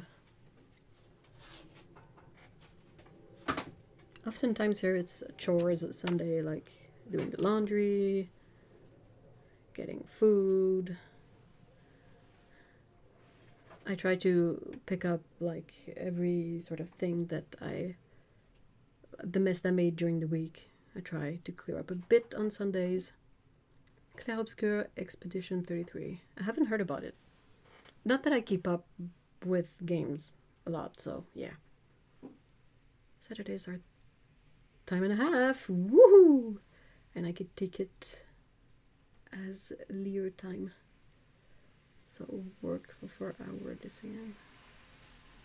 Oh, nice.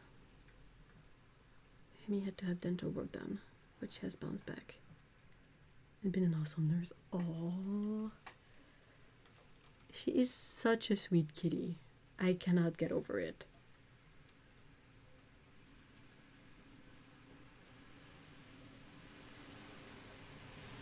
Well, I hope you guys recover quickly. The humans, because apparently the kitty has already is already done with it. But yeah, and I hope all of you have a great Sunday.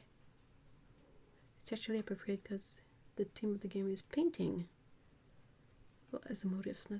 Oh, I'll have to look it up. Kind of obscure. Chiaroscuro. Yeah.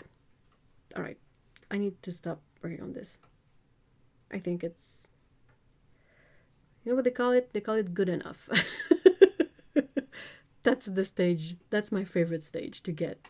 That's good enough. Let's go. Oh, Galcos Berlin, hi.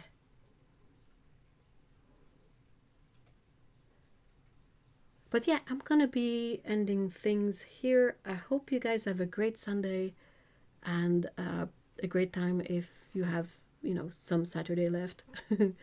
And yeah, like I mentioned briefly, or did I? I will eventually mention briefly that I'm trying to get up some membership live stream on Thursdays. So same time as today, but for members. And it would basically be a bit of a work stream. Like I would be working on stuff, and if you want to, you know, tag along and work on stuff on your side and all of that. So that's going to be a thing. And yes, is there anything else I want to mention? The Discord server link is in the description. You can join up for free. It's a lot of fun. And it keeps us talking about paints and whatnot during the week. Oh, he was not Nurse Cat. He's Dr. Cat.